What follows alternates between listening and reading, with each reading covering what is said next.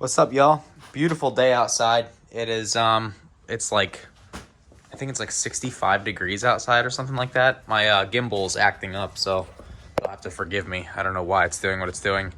I guess the battery's low, but yeah. So it's like 65 degrees. Oh, okay. That's one way to do it. Let me okay. All right. That's weird. So yeah, the gimbal's messing up, but it is a nice day out. So what we're doing today is these are fender liners, and the car does not have any fender liners right now, and we're going to be installing those so that in rain races and stuff, we don't have to worry about rain getting up into our engine bay. And so we're going to install those, and I'll show you guys some tricks along the way. So this is the old fender liner. When I went to a bigger tire, the top part right here ended up suffering from a lot of rubbing. So what I need to do is keep this. Oh, and also the front part. So the front part went up here. But I need to keep this, and I need to basically use this as a template to understand where I need to reinforce this. Now, to reinforce that, I have a trick up my sleeve. I'm actually going to use this roof flashing.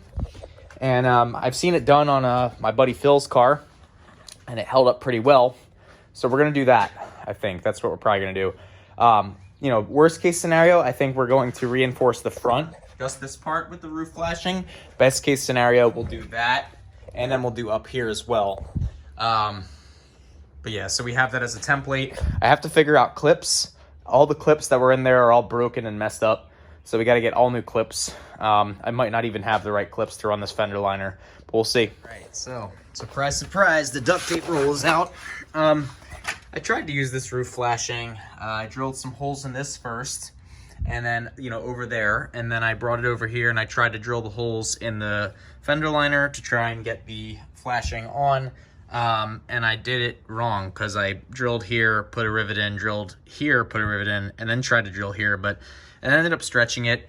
The good news is, well, sort of good news, I pulled it off, and it was very easy to pull off. So even if I had run that, it probably wouldn't have worked. I probably would have had to washer it from the other side, which I didn't do. So for now, what I have, which has worked very well on the front end of my car, is I've duct taped the front of this. So there are some screws in here, okay? But that OEM bumper is pretty chewed up. It's original from the car. And so what I'm doing is I'm just gonna run the fender liner like this with a bunch of tape on the inside, because that's where it tore last time, on the inside. And then there's a little rub there which I put some tape on. So that's how we're gonna run it on this side, and that's how we're gonna run it on the other side. Ideally, these washers would be a little bigger on these screws, so maybe I'm gonna try and find a screw to put into. There's a little hole down here. And then, but I don't have any clips. They're all broken. And then I tried these bigger clips, and they did not fit. So yeah, we're gonna have to go with what we have. All right, the other side was just as bad, if not worse, and that makes sense because the side that the car is leaning on in corners. So if you look up here, it's hard to see, but this is all ripped up. Okay, and so is the top part. This part's sagging. So what I did on the other side to prevent that from happening again was I actually put some big washers behind these screws to hold it in, and that should prevent some of it from happening, and actually drilled into the body for the back half of the the fender liner, because I was just like, screw it, it's not falling off again, and if it does, I'm catching it. So this time we're gonna do the same thing, basically going to tape along this inside part, screw it to the front bumper, tape it to the front bumper with existing holes that I drilled in the bumper, and then yeah, it's all kind of like mishmash together, but it's okay, you know, it's a race car. All right, now the other side's done. So this side was a little more difficult. This side skirt was not pushed as far forward. So what happened was I was trying to take this piece and slide it into here, and it was not working. So I ended up cutting it a little bit. This is flapping around because I couldn't drill into the body like I did on the other side. My drill bit's too dull. But you can see this is an example of what I did on the other side with the washers. So we'll just have to keep an eye on those. There is one screw holding it in up here. Lots and lots of duct tape up here. Lots of duct tape here. And then once again, lots of duct tape down here. So like I said, the duct tape has done a pretty good job of keeping the front end of the car together before. You could do something better. You could make some ducting. You could make your own custom fender liners. These were $50 for 2 fender liners, guys. It's kind of hard to beat that. And one more mod we got going on the car. This is a an AEM V2 intake. My sponsorship partnership deal with AEM did expire, but this is a used piece. Just kind of a testament to, you know, AEM's engineering. I don't know. I like what they do. Everyone has doubters, but you know. So the theory is basically, you know, you have a wide intake on this, right, and it's a larger volume of air, and then it builds up pressure in this because there's a fixed volume essentially, and then this little pipe inside of there, it basically draws a suction from this pressurized volume that is this larger canister, and it's supposed to make more flow essentially. What it's kind of like a Venturi effect, makes more velocity, and because it makes more velocity, it's supposed to make more power. The short ram intake stuff like this doesn't really have a change in velocity unless you run a velocity stack, which is what I have here. I'm going to test different stuff out on the dyno, but as far as I know, that's a pretty good setup. So we're going to be taking this out, and then we're going to be putting in the AEM V2. The cool thing about the AEM V2 is it's a name brand intake. It's the first name brand intake that's ever been on this car.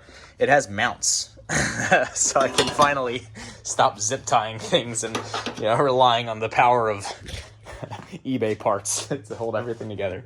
But yeah, we'll put that in, and I'll show you guys. All right, and one trick when you're using used intakes, always clean the inside out. I've had stuff on the inside that's gotten sucked into the engine and caused silica readings to go high and stuff, and so clean it out really good with some brake cleaner or whatever, some pressurized air like I did over here, and you're good to go. This is an intake air temperature sensor, and this is a PCV port, which we no longer need for this car. So without modifying the intake too much, I wanted to make this PCV port accept the intake air temp sensor. To do that, I had to drill it out a little bit, but we were able to retain the port. I cleaned it out with some brake clean when I'm done, and so I'm going to basically trim this up, and then I'm going to tape it in there, because this is a trick that we do to get cooler intake air temp cooler intake air temps. It tricks the OEM ECU into believing that your air is, you know, denser than it is, and so it adds more fuel. It's a trick we did in H4. It's probably not needed with these aftermarket ECUs, but so we're going to trim this up and we're going to tape it in. So it definitely isn't fancy, but this is what I did. So basically the outside diameter of the sensor was wrapped in duct or electric tape, and then it was shoved in there that way, and then I took electric tape and I electric taped around it as well. So that's going to relocate the temp sensor. We have the filter down there where the fender liner is, and so now the fender liner is going to protect that filter from water and all that stuff, that good stuff, and then we should be able to just mount this up. Zip tie engineering marble. So these are eBay radiator hoses. These are silicone, and they work very well. The problem is they just kind of like, this one flaps over here, as opposed to an OEM one, which kind of goes up like this. So what I did was I zip tie engineered a mount. Zip ties usually do well under heat, this grade plastic at least. And so, you know, hopefully this will hold together. If not, we'll figure out a better way, maybe with metal zip ties and some like bar stock here, bar stock there. But for now, this will be fine. And then I relocated the ground underneath of that because previously it was going over. That's how far this used to drop. So now we have to figure out how to get that and that and that. All right, so we made progress. I definitely cut the crap out of my hand, like a big gash along the side of here. I was, long story short, but I was basically struggling with this capture nut, this riv nut. I had to do it twice, and on the second try, well, on the first try, this happened. So try again, as they say. But yeah, because this is an Integra intake, by the way, I got this from my my buddy in Florida. He goes by Beboski on Facebook. I don't really know his real name. I think maybe that's his real name. I doubt it. But yeah, he's from he runs an Integra division racing, and yeah, Puerto Rican guy, really cool. But he sent me this. This is from an Integra, $160 shipped. And so it doesn't perfectly fit the Civic, so we had to basically drill a hole there, and then we had to put in, it's a mess as you can see in here. We had to put in the riv nut, and right now I'm looking for my ratchet, and we are going to put this in once and for all, and then that way, you know, when the fender liner inevitably falls off, because it will, I have something actually holding this on. You can see it doesn't really line up perfectly here. It's kind of cocked, and again, it's, you know, this is an Integra part on a Civic. There's so many Integra parts on this Civic. But yeah, so we're going to tighten that up, and then I'm going to go underneath the car and then make sure there's no spots where water can get sucked in. But this AEM sits really high up, which is kind of crazy. Will be interesting to see how it does on the dyno. It's a cold air, so it's supposed to be better than the short ram I was running before, but, you know, who knows? Maybe it's worse. You know, you never know. Every car is different. So let's keep going. It's nice and tight. You know, it's this is sitting kind of crooked, as you can see, but it's the best we can get it to fit, and that is supposed to be an AEM V2 intake from an Integra. Now, so water can come up through here, but we're not allowed to make like pressurized chambers, they call it in H2, and that would be that if we were to try and like tape this up. So I'm just gonna leave it alone. This has enough tape on the bottom of it that I feel comfortable. If we hit a puddle or something, we should be fine. Just don't go driving through any pools. And yeah, so I think we're gonna wrap it up for today. I think it's all good to go. And then in other news, I also registered my trailer today. So we got legal trailer, legal truck, everything's legal, running.